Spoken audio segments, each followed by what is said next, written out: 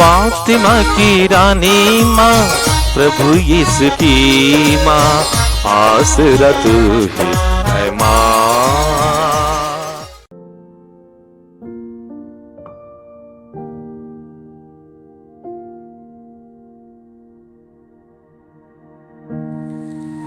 पहला पाठ नबी एरेमियस का ग्रंथ, अध्याय 23, पद संख्याएं 1 से 6 तक। प्रभु यह कहता है, धिक्कार उन चरवाहों को जो मेरे चरागाह के भेड़ों को नष्ट और तितर बितर हो जाने देते हैं।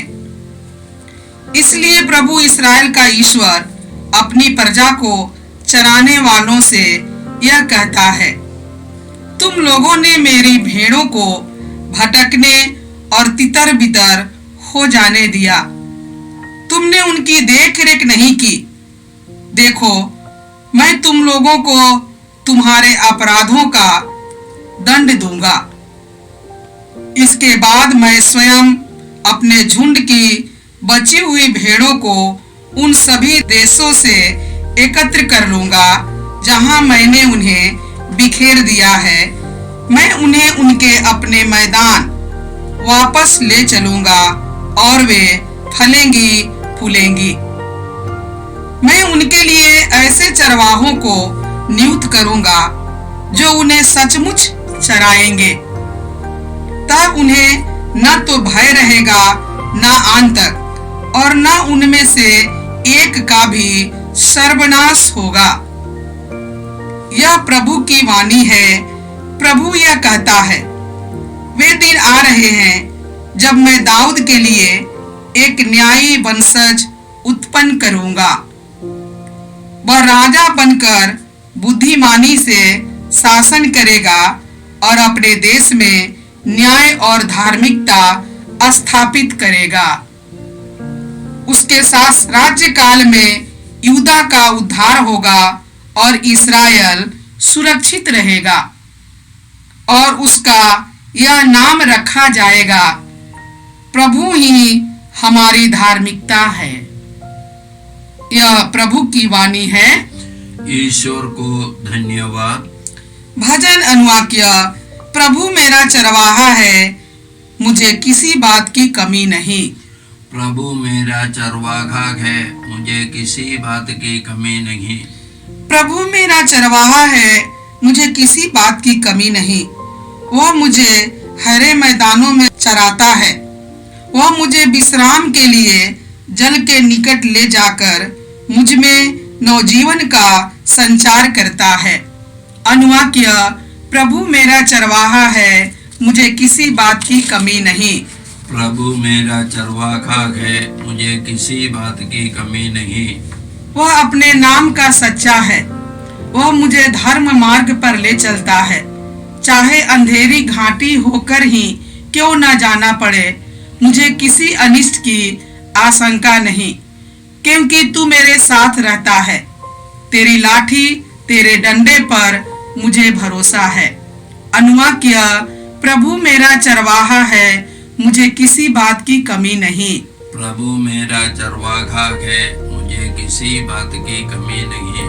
तू मेरे शत्रुओं के देखते देखते मेरे लिए खाने की मेज सजाता है। तू मेरे सिर पर तेल का विलेपन करता है। तू मेरा प्याला लबालब भर देता है। अनुवाक्य।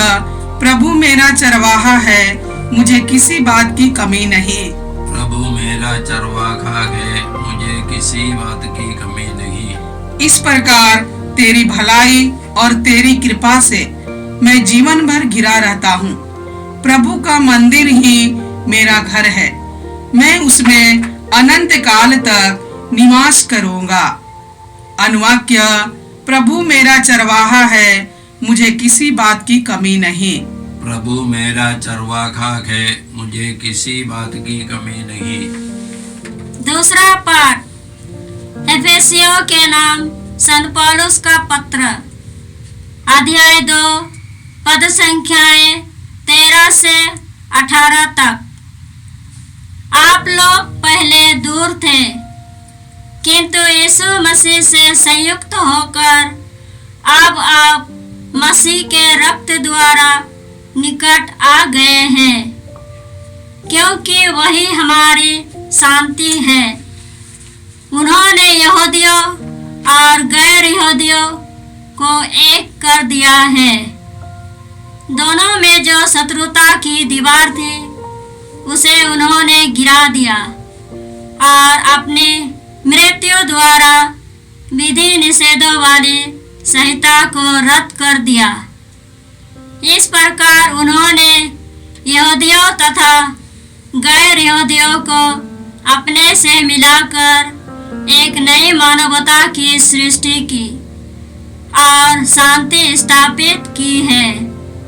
उन्होंने क्रूस द्वारा दोनों को एक ही शरीर में ईश्वर के साथ मेल कराया है और इस प्रकार शत्रुता को नष्ट कर दिया। तब उन्होंने आकर दोनों को शांति का संदेश सुनाया। आप लोग जो दूर थे और उन लोगों को जो निकट थे, क्योंकि उनके द्वारा हम दोनों एक ही आत्मा से प्रेरित होकर पिता के पास पहुंच सकते हैं। यह प्रभु की वाणी है। ईश्वर को धन्यवाद। जय घोष, हालेलुया, हालेलुया। प्रभु कहते हैं, मेरी भेड़ मेरी आवाज पहचानती है, मैं उन्हें जानता हूँ और वे मेरा अनुसरण करती है। हालेलुया। प्रभु आप लोगों के साथ हो और आपकी आत्मा के साथ। संत मार्कुस के अनुसार पवित्र सुसमाचार। हे प्रभु तेरी महिमा हो। अध्याय 6 पद संख्याएं 30 से 34 तक। प्रेरितों ने यीशु के पास लौटकर उन्हें बताया कि हम लोगों ने क्या क्या किया और क्या क्या सिखलाया है। तब यीशु ने उनसे कहा, तुम लोग अकेले ही मेरे साथ किसी निर्जन स्थान चले आओ और थोड़ा विश्राम कर लो, क्योंकि इतने लोग आया जाया करते थे कि उन्हें भोजन करने की भी फुर्सत नहीं रहती थी। इसलिए वे नाव पर चढ़कर अकेले ही निर्जन स्थान की ओर चल दिए। उन्हें जाते देखकर बहुत से लोग समझ गए कि वह कहाँ जा रहे हैं। वे नगर नगर से निकलकर पैदल ही उधर दौड़ पड़े और उनसे पहले ही वहां पहुंच गए। यीशु ने नाव से उतरकर एक विशाल जनसमूह देखा। उन्हें उन लोगों पर तरस आया, क्योंकि वे बिना चरवाहे की भेड़ों की तरह थे और वह उन्हें बहुत सी बातों की शिक्षा देने लगे। प्रभु का सुसमाचार। हे क्रिस्त तेरी स्तुति हो। यीशु क्रिस्त में प्रिय भाई और बहनों, आज का पहला पाठ नबी यिर्मयाह के ग्रंथ से है। हम लोगों ने सुना ईश्वर इस्राएल के चरवाहों पर नाराज है। धार्मिक नेता हो या राष्ट्र के नेता हो, वे सब अच्छे चरवाहे नहीं हैं। आखिर ईश्वर का फैसला इस प्रकार है, वे दिन आ रहे हैं जब मैं दाऊद के लिए एक न्यायी वंशज उत्पन्न करूंगा। वह राजा बनकर बुद्धिमानी से शासन करेगा और अपने देश में न्याय और धार्मिकता स्थापित करेगा। उसके राज्यकाल में यहूदा का उद्धार होगा और इस्राएल सुरक्षित रहेगा और उसका यह नाम रखा जाएगा, प्रभु ही हमारी धार्मिकता है। तो धार्मिक स्तर पर और राजनीतिक स्तर पर उनके नेतागण अच्छे नहीं थे। इस्राएल को सही मार्गदर्शन नहीं कर पा रहे थे। उदाहरण के लिए इसके पहले नबी यिर्मयाह के ग्रंथ से ही अध्याय 20 में हम लोग पढ़ते हैं, इम्मेर का पुत्र याजक पशहूर प्रभु के मंदिर का प्रमुख निरीक्षक था। उसने यिर्मयाह की यह भविष्यवाणी सुनकर उसे पिटवाया और मंदिर के बेन्यामीन नामक ऊपरी फाटक के काठ में डलवाया। जब पशहूर ने दूसरे दिन यिर्मयाह को काठ से निकलवाया तो यिर्मयाह ने उससे कहा, अब से प्रभु तुमको पशहूर नहीं बल्कि मागोर चारों ओर से आतंक कहकर पुकारेगा। कहने का मतलब उस समय का यह याजक प्रधान निरीक्षक वह बेईमान निकला। वह एक अच्छा पुरोहित नहीं था। आगे हम लोग बढ़ते हैं अध्याय 21 में कि राजा सिदकिय्याह ईश्वर की वाणी नहीं सुनता था। वे गलत भविष्यवाणी करने वाले पुरोहित हो या नबी हो, झूठे नबी के पास राय लेने जाता है। नबी यिर्मयाह की बात नहीं मानता है। यिर्मयाह ने उससे कहा था कि हम लोग बाबुल के राजा के सामने आत्मसमर्पण करें तो हम लोग बच जाएंगे, नहीं तो हम लोग सब मारे जाएंगे। बहुत सारे लोग मारे जाएंगे, बहुत सारे लोग बंदी बनाकर वह बाबुल में गुलाम बन जाएंगे। लेकिन राजा सिदकिय्याह स्वीकार करने के लिए तैयार नहीं था। इसी तरह राष्ट्र के नेता हो या धर्म के नेता हो, वे सब बेईमान निकले। आज भी इसी तरह है। इस विषम परिस्थिति में, इस महामारी के समय भी हमारे राष्ट्रों के नेतागण सही मार्गदर्शन नहीं कर पा रहे हैं। धर्म के नेतागण भी इसी तरह, वे सब चुप है। हम जानते हैं यह महामारी फैलेगी। हम लोग पढ़ते हैं, देखते हैं न्यूज़ में, एक मुख्यमंत्री बनने के लिए 400 लोगों को बुला सकते, लेकिन चर्च में केवल 15 लोग अलाउड है। क्यों? उसी तरह की धार्मिक पूजा में हजारों लोग, सैकड़ों लोग बैठ करके पूजा कर सकते हैं।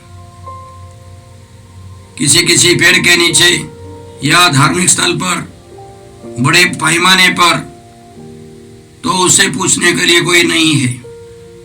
इसी तरह के परिस्थिति में ईश्वर को आना पड़ता है, ईश्वर को फैसला करना पड़ता है। तो हम लोग प्रार्थना करें कि वर्तमान परिस्थिति में भी हमारे राष्ट्रों के नेतागणों को, धर्म के नेतागणों को सद्बुद्धि मिले, ताकि वे लोगों को सही मार्गदर्शन कर सके। आज के दूसरे पाठ एफेसियों के नाम पत्र अध्याय 2 पद संख्याएं 13 से हम लोगों ने सुना कि प्रभु यीशु गैर यहूदियों को जो दूर थे और यहूदियों को जो नजदीक थे, दोनों को एक कर दिया है। प्रभु यीशु के रक्त के कारण, पवित्र लहू के कारण हम सब यीशु के शरीर के अंग बन गए हैं। जहाँ यहूदी नहीं है, गैर यहूदी नहीं है, यीशु के विश्वासी हैं। हम सब एक हो गए हैं। यीशु मसीह हमारी शांति है, यीशु मसीह हमारा प्रेम है, यीशु मसीह हमारा जीवन है। सब कुछ प्रभु है, उनके शरीर के अंग हैं हम लोग। याद रखें, यहूदियों को 7 पर्व मनाना था और उसमें सबसे मुख्य पर्वों में एक था पेंतेकोस्त पर्व। पेंतेकोस्त पर्व में उसी तरह उन लोगों को 2 रोटियां, खमीरी रोटियां चढ़ानी थी। हम लोग इस प्रकार पढ़ते हैं, लेवी ग्रंथ अध्याय 23 पद संख्याएं 17 से हम लोग इस प्रकार पढ़ते हैं, तुम लोग अपने अपने घरों से 4-4 सेर मैदे की 2 खमीरी रोटियां ले आओ। 2 खमीरी रोटियां, 2 खमीरी रोटियां ले आओ और उन्हें नई फसल के प्रथम चढ़ावे के रूप में प्रभु के सामने हिला हिला कर अर्पित करोगे। तो हर व्यक्ति को बलि चढ़ानी थी, धन्यवाद की बलि और पर्व मनाना था और उनको 2 खमीरी रोटियां लेके आना था। क्यों 2 रोटियां? यहूदी परंपरा के अनुसार एक खमीरी रोटी यहूदियों के लिए थी, दूसरी खमीरी रोटी गैर यहूदियों के लिए। अब यीशु के पुनरुत्थान के बाद पेंतकोस्त पर्व शुरू हो गया। कलीसिया में नए सिरे से पवित्र आत्मा के आगमन का वह पर्व हमारी परंपरा के अनुसार अंताकिया में कलीसिया का विस्तार हुआ। पहले केवल यहूदी लोग विश्वासी बने। पहले पेंतकोस्त पर्व के अवसर पर केवल यहूदी 3000 यहूदी लोग विश्वासी बने और उनकी संख्या बढ़ती गई। वे सब यहूदी थे। बाद में अंताकिया में कलीसिया का विस्तार हुआ गैर यहूदियों के बीच में, और वहाँ विश्वासियों का नाम ईसाई नाम पड़ गया, क्रिश्चियन नाम पड़ गया। और वहाँ के जो तीसरा नेता संत इग्नासियुस, अंताकिया का संत इग्नासियुस ने दोनों को मिलाया, यहूदी विश्वासी और गैर यहूदी विश्वासी, यूनानी विश्वासी सबों को एक कर एक रोटी से बलि चढ़ाई। तब से आज तक हम लोग मिस्सा बलिदान में एक रोटी चढ़ाते हैं, एक बड़ी रोटी चढ़ाते हैं।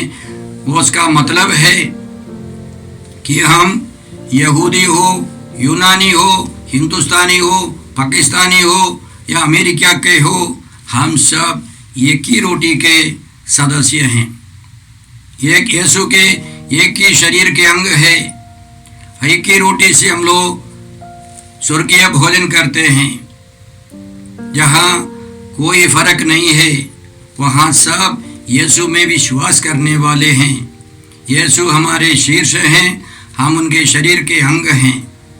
आज के सुसमाचार में हमने सुना कि प्रभु यीशु के पास उनके शिष्य लोग लौट आए, अपने मिशन कार्य समाप्त कर वे लौट आए।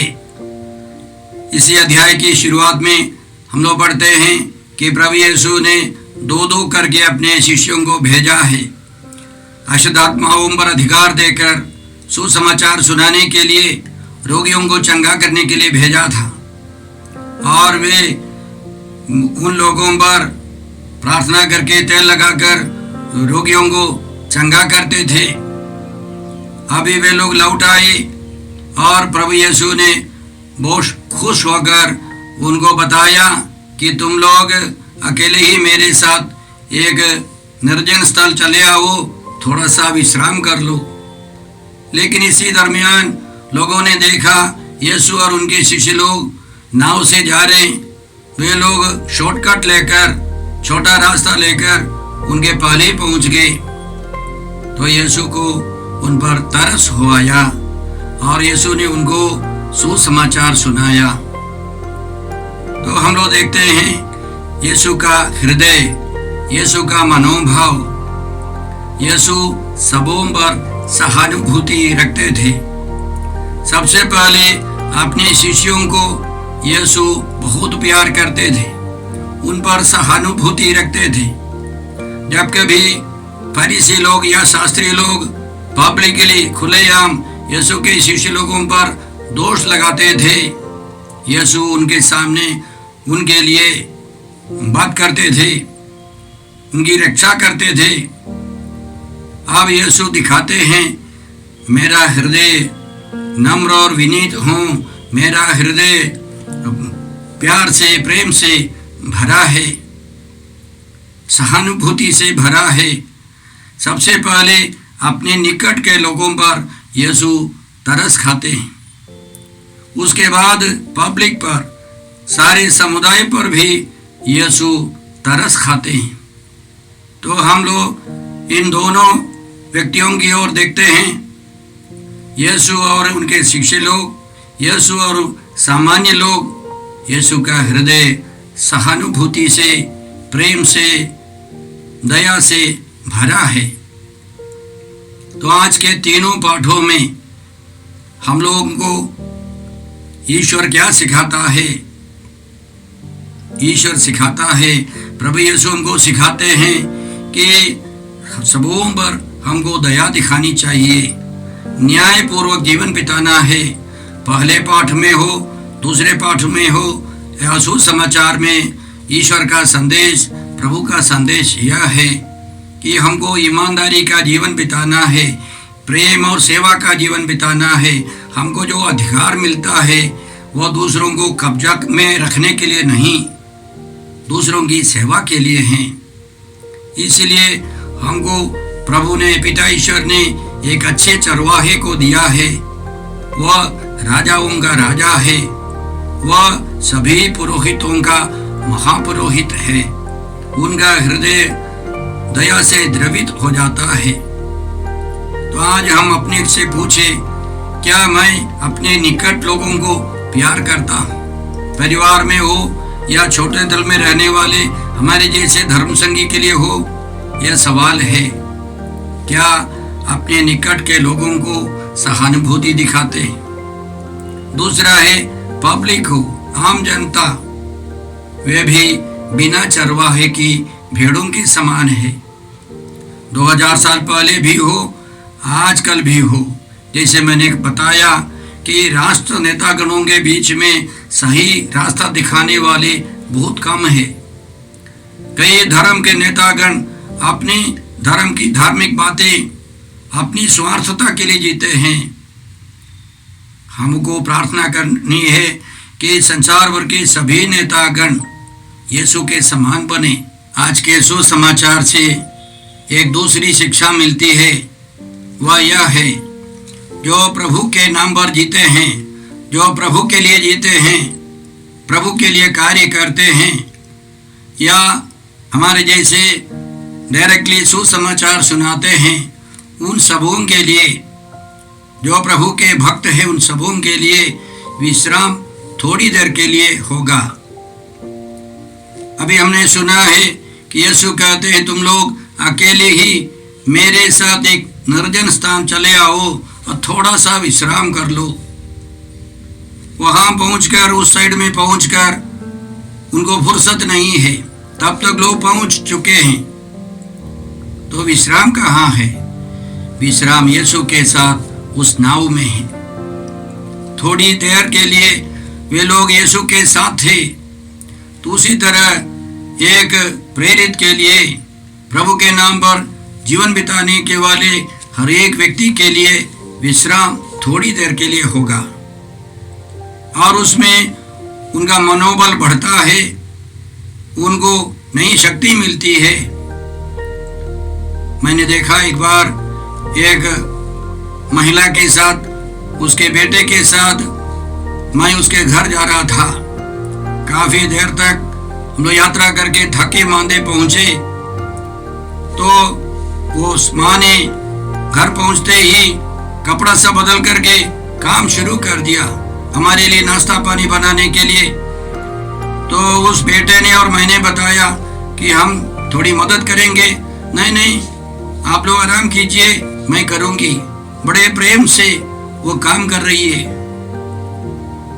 उनका विश्राम उनके घर में पहुंचकर थोड़ी देर के लिए नई शक्ति मिलती है। उसी तरह कई लोग थके मांदे हैं। मैं एक सिस्टर को जानता हूँ, दिन भर काम करके रात को चापल में जाकर प्रभु के साथ समय बिताकर नई शक्ति मिलती है, नई कृपा मिलती है, नया जोश आ जाता है। एक प्रभु भक्ति के लिए आराम बहुत कम है, लेकिन उस कम समय में प्रभु उनको वरदानों से भर देते हैं। हमारे हृदय को देखिए, डॉक्टर लोग बोलते हैं वो पंपिंग करते रहते हैं। उस हृदय को विश्राम बहुत कम है। 1 सेकंड के कुछ हिस्से में 2 बार पंप करने के बीच में जो अवधि है, वही उस हार्ट का, हृदय का विश्राम है, डॉक्टर लोग कहते हैं। यह क्यों?